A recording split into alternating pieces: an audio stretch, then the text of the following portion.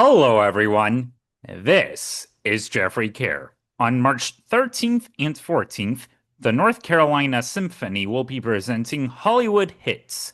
Two guest vocalists are coming down to the Triangle area to perform iconic songs from memorable movies and binge-worthy TV shows such as A Star is Born, Tommy, ROCKETMAN, Bohemian Rhapsody, Rock of Ages, Love Actually, Top Gun, Elvis, and more. And I'm here today with one of them. He has appeared on Broadway in Legally Blonde the musical, Hair, Leap of Faith, First Date, and Matilda, in addition to two live TV musicals, Peter Pan in 2014 and Rent in 2019. Please welcome Bryce Ryness. Hello, happy to be here with you. Hey, yay. Happy to welcome you. So, to start things off, how excited are you to be performing with the North Carolina Symphony? I'm thrilled. I'm thrilled. I love this program. It's such a great time. It's like a great time at the symphony, and yeah, I'm just really excited to share it with the people of North Carolina. Oh, yes.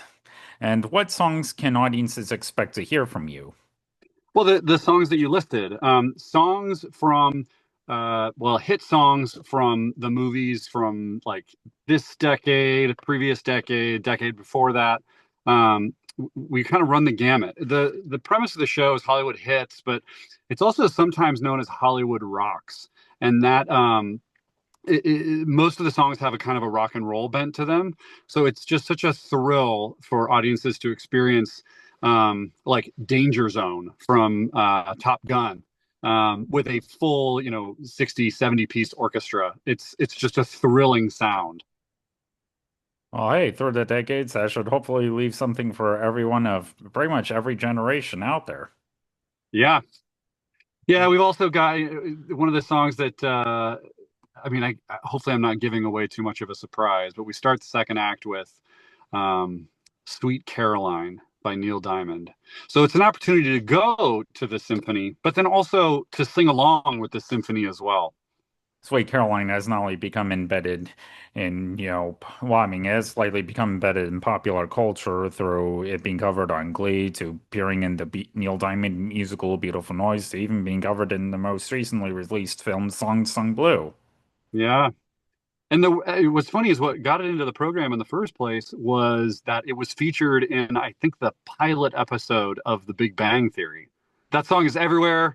It's in every karaoke bar you've ever been to. It's been in every bar you've ever been to, every Boston Red Sox game. Like it's such a great, and it's the selections are like that. But more than just that, hit songs that we all know and blah blah blah. Stewart, the conductor, has done a really good job with the arrangements of taking songs that you may not be super familiar with and making them very accessible, but then also making hit songs that you absolutely know and kind of turning them on their ear a little bit. So you get to rediscover your favorite songs in a new way. Yeah, and in the spirit of Hollywood hits, would you mind telling us some of your all-time favorite movie or TV songs? Well, my one of my favorite movies is The Natural, starring Robert Redford. You know, the recently passed Robert Redford, Right. unfortunately. And that score by Randy Newman is it's so bizarre and eclectic that it's a movie that takes place in like the 1920s and 1930s, but it has like this synthesizer score. I love it. I love every sound. The Whenever it comes on my shuffle, I'm like instantly transported back to that movie and the feelings that that it trembles up. I'm also big. I've got three young kids, so all the Disney stuff, the songs from Aladdin, the songs from. I was actually, strangely enough, in one of the voices in Tangled, the film, which is now going to have a live action version, and so my kids love that one as well. So I'm partial to Tangled as well. And we should say The Natural also featured though even more recently deceased Robert Duvall. So Yes, that's right. That's absolutely right. He played Max Mercy, the shifty sports writer. going back to the beginning, how did you first get started in the theater? I went to the University of Southern California here in Los Angeles, and I studied business. But while I was studying business, I also participated in an a cappella group. And this is before Pitch Perfect and before the Sing Off. This is back when a cappella was not super cool.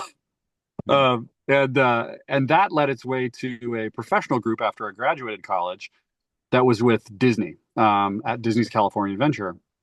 And then about two-ish years into that group, Disney was like, okay, we're not going to do this group anymore. So there I was, 2 years out of college, and I had no prospects for a job. And a friend of mine from the group, Greg Whipple, was like, hey, I'm going to go audition for this musical theater show because it pays you to sing up in where was it? It was at Hollywood and Highland, and it was a really fun musical called Vox Lumiere, which takes classic silent films and puts a rock and roll score to them. And so that was kind of the first big thing I did in Los Angeles, and then that led its way to another thing and another thing and another thing. And then after doing the Rent tour in 2006, my wife and we moved out to New York, and then I got absorbed into the system in New York pretty quickly after we moved out there. Oh, so was the Rent tour the first major credits on your resume?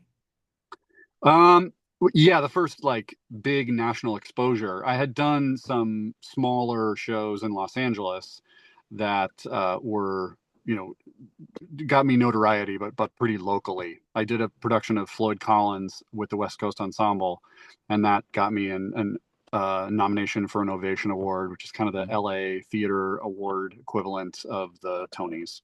I guess what was your experience with the Rent tour like? Mm. Well, Jeff, it was a lot. It was a lot of highs. It was a lot of lows. It was the first um, big show that I had ever done. Because, like I said, just recently, I'd only ever really done smaller stuff here in Los Angeles. And so being out there on a national stage and performing for thousands of people was, of course, thrilling and like it was transcendent. I really enjoyed performing. And we did at one point we were at the Kansas City Starlight Bowl, and I think that seats 8,000 or 9. I mean, it's huge.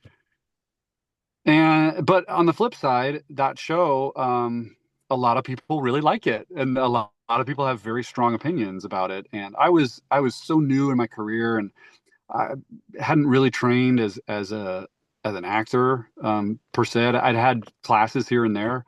So with the lows were, of course, going out there and doing the best that I could, and hearing like, oh, well, you weren't as good as this Roger that I saw 2 years ago, or you know, I liked your voice, but you weren't that like. For some reason, everyone who sees Rent has like such a deep, kind of almost spiritual connection to it, heart connection to it, and because of that, people get very protective and very possessive over that show. And sometimes it played to my favor, where people really love that show, and so that for whatever reason, they liked what I was doing. And so, oh, you're my favorite. You're my favorite Roger, the best Roger I've ever seen. And then other people felt compelled to share with me when I was not their favorite Roger. And so it was both things. I was so young. I was newly married at the time, and just really wanted to do a good job and really wanted to impress people. And so when I was able to accomplish that, it felt great. And then when I was not able to accomplish that, it was heartbreaking.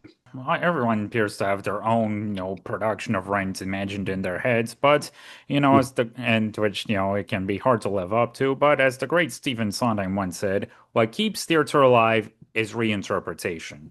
I think that is a very wise way to go about creativity and construction and reconstruction, and how to keep your heart open. I think that was the thing that was so tragic about my experience with Rent, was that Rent did such a good job when it first came out in 1996 of really opening people's hearts to the theater, to themselves, to their identities. And because they found their place, as it got redone and redone and redone, you know, I think people's hearts maybe closed a little bit because I was doing it in 2006. It'd been around for 10 years. And you know, to not be able to see something with fresh eyes or not be able to see something with a fresh heart is that's where the tragedy lies. And you also got to be in the 2009 Tony-winning revival of Hair. It featured quite a cast of Broadway favorites such as the late Gavin Creel, Will Mhm. Swenson, Casey Levy, and even Jackie Burns and J. Armstrong Johnson. Although I'd also like to give a shout out to John Mowaro, who's a friend of my first voice teacher. John's a great guy. I'm glad you shouted him out. Yeah. So what was it like getting to be a part of that production? It was just as many things as Rent was, just like 10x. It was so uh, sensational to be part of a show that people loved and cherished so much. And I'm so grateful that enough time had passed from the original production to where it wasn't apples to apples. Um, you know, with like almost 40 years had passed since its first production at the Public Theater. And so we had a lot of leeway. Also, with that production too, the way that it was written back in the day, it was constantly under revision.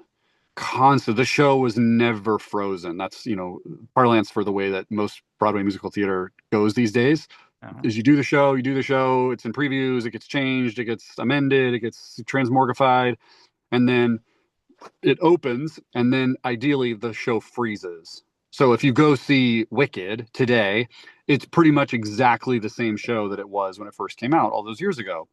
And with Hair, it never froze. So when Diane Paulus sat down to look at the script for Hair, I want to say there were like 30 different versions that she had to choose from. It was almost like a sketch comedy show when it was from 1967 all the way up until probably 1976, constantly having all these pieces moved around. So when we did that revival in 2009, Diane got to tell a story that was kind of a hybrid of all the different little scenes that had come together. So when we did it, finally, um, there was kind of nothing to compare it to, even though it had been around for 40 years. yeah, and what was Gavin Creel like to work with? I'll try to do this without getting sad, but it's hard to do. Um, he had, it's funny. I got a text the other day from my friend LJ, who is opening in the Lost Boys, and he asked the same question. And it took me, Jeff, I'm not kidding, it took me like half a day to Oh, to figure out how I wanted to respond to that and how I wanted to honor him and all the different facets of him and not be like, oh man, he was a great guy. Oh, I miss him great. Like to not be glib about it. I think one of the things as I was ruminating on him and working with him and is that he just had such a deep love and appreciation and respect for the audience and his coworkers and the crew in the building and stage management. He, I don't know how he did this. I don't know if it was preternaturally, designed or if he just worked on it a lot, but he was without guile.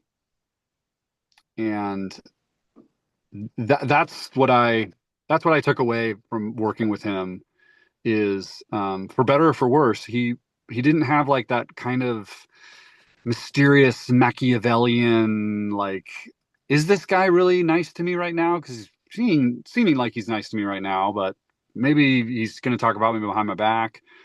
There was none of that. He was pretty straight shooter, but he was super kind, and I'm I'm just really grateful that I had the opportunity to be in his orbit for the year that we were on stage together, and then knowing that he was kind of always a phone call away beyond that. and as you alluded to earlier, you got to be in the chorus for the Disney animated film Tangled. How did that Mm-hmm. come about? That came about because I did a workshop of a musical called Leap of Faith with Alan Menken and Glenn Slater, and had a slew of different directors to it. But through that process, I got to know Alan and Michael Cosrin, who's his music supervisor, and they were at the time they were writing the music, like spec music for it, and they were putting together a demo for it, and they said, hey, we like your voice, we like your energy in the theater, in the theater, in the room. So hey, we're going to do this demo, can you come do this demo with us, and then if it gets picked up, we'll go and record it later. Oh yeah, sure, of course. So that's how I got involved, is that Alan and Michael Cosrin were like, here, we're going to go do this thing. You come with us. And it's just paid dividends for so many years. And I really, really cherish that I got to be a part of that, be a part of, Disney lore and history. Um, and that they considered me. Oh yeah, I imagine it must be a lot of fun for, Broadway fans when they watch the end credits of these Disney animated musicals to see all the Broadway names that got to contribute to, the ensemble work. Yeah, it was what's so fun about those animated shows is it was like one day of recording. It was so fast. You're laboring and you're struggling with a Broadway show for all the weeks of rehearsal and then all the weeks of previews, and we got to redo the whole second act, and you have to be there in the room to do this thing, and it's like birthing a baby. It's so long and so drawn out and so much effort.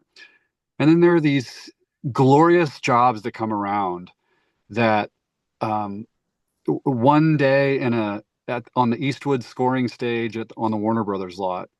It was so fun. It was so fun. Oh my gosh, to just play and do it like this one time, and then do it another way the other time, and then have everyone be like, "Great, okay, that was it," and that it was so easy and so fun. And sometimes Broadway is really hard and really tenuous and tedious, and uh, I'm just so thankful that I got to be a part of the whole show.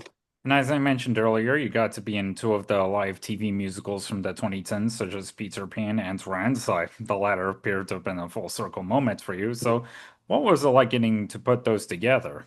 Peter Pan came about because I had worked on Leap of Faith. I had worked with Rob Ashford, who was a director of Leap of Faith at one point, and he was going to do Peter Pan live, and I just really like working with him, and I think he really likes working with me. And so, as they were putting together the Lost Boys and the Pirates, they called me in to do my thing, and I did my thing. As I got called in to understudy Smee, which was Christian Borle. All right. And so they liked what I did, and they liked how ugly I was, I guess, as a pirate, and ugly and intimidating.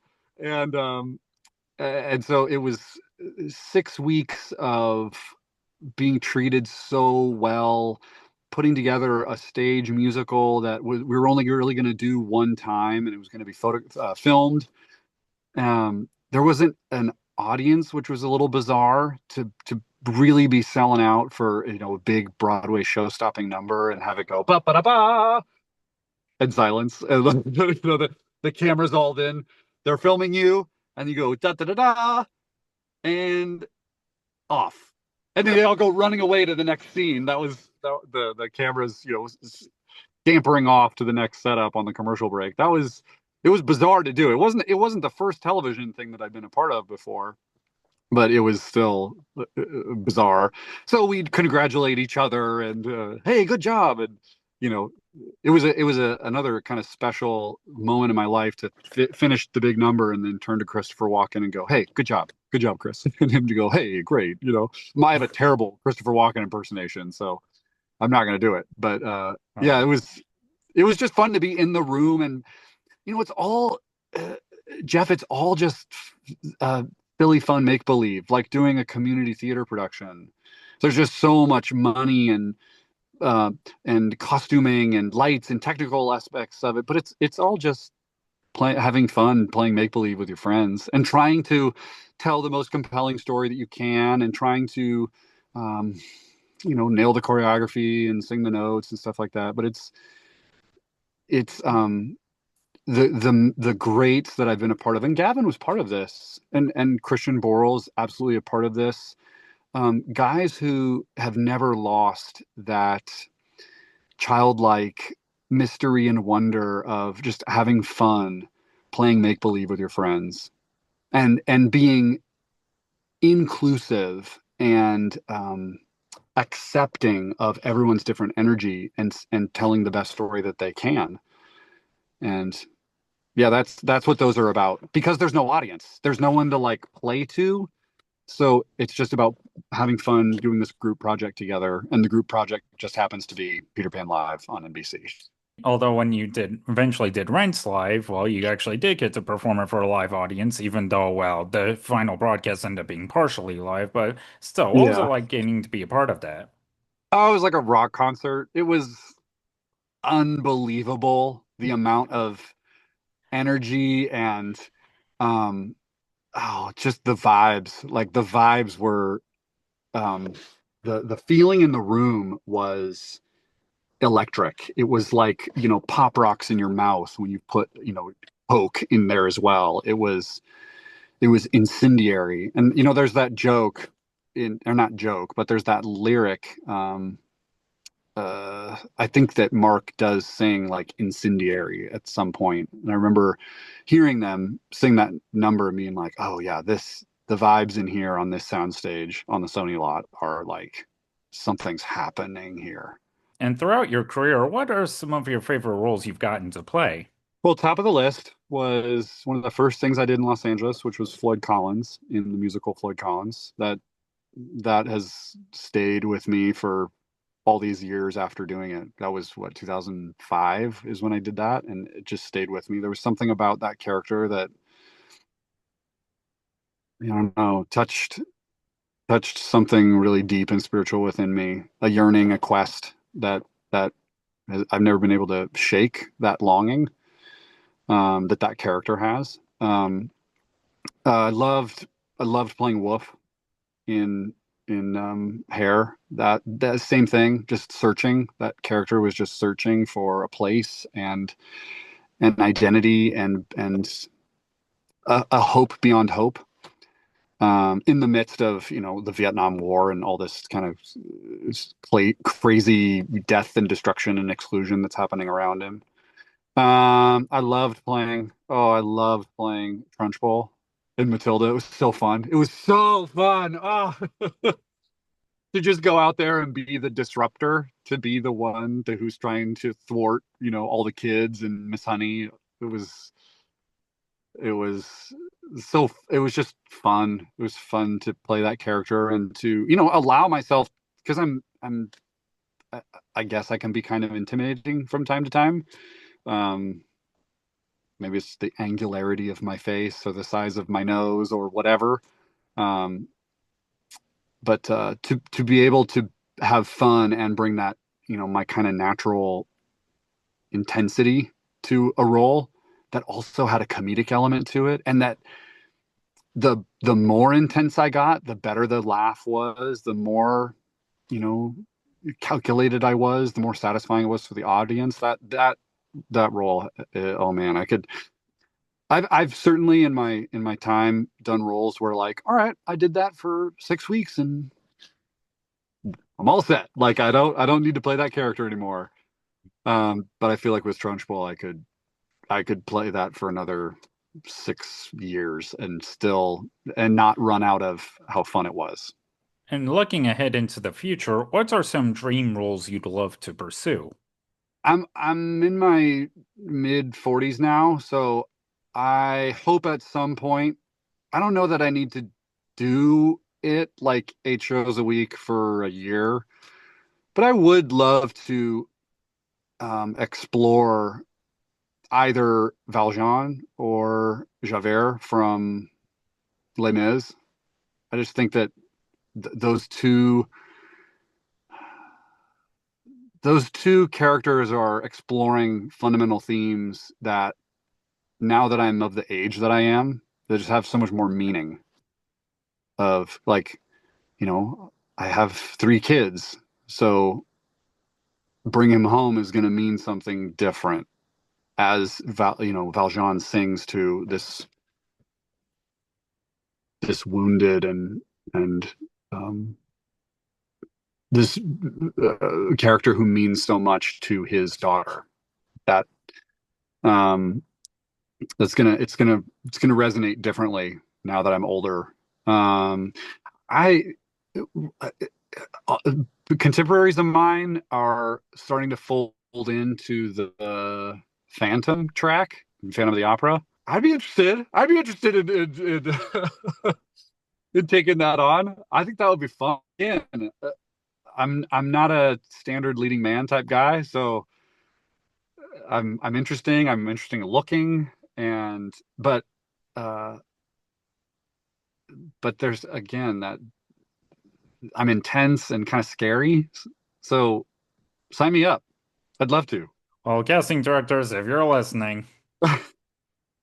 No, that's funny you bring that up because I did an interview while I was doing Matilda, and who was it?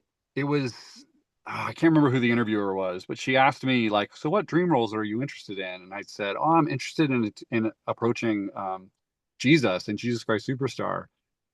And it worked. Like within the next year or two, a casting director who saw that interview, I think, was like, "Oh, we should think about Bryce for this." So yeah, yes, Oh, if you're paying attention, yes, I would love to uh, explore those roles. was the interviewer Imogen Lloyd Webber? Yes. Yeah, because I saw the interview when it first came out, and well, it does make sense given that, well, her dad was the composer. Yeah, yeah, yeah. So it worked. So Mhm. yes. So Jeff, spread the word. Okay. For those who'd like to pursue a career in the theater, where do you think would be a good place to start? Oh, that's a good question. I got into it through the world of singing. So I went to school for business. I did not grow up doing musical theater. My advice for people would probably be to love musical theater, enjoy it. You don't need to specialize in it at this point. I think what's going to help you later on into your 20s and your 30s is having real world experience doing a lot of different types of things. So, obviously, if you love musical theater and you have so much fun doing it, do it. Keep doing it. But if your goal is to be on Broadway, I think you maybe don't have to get there like in the next 10 minutes. Um, Focus on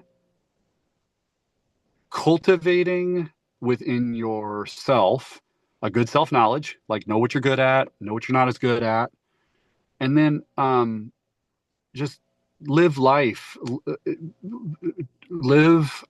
be involved in group projects, put yourself in positions where you maybe are taking on a role that you wouldn't normally take on because that's going to develop your skill set.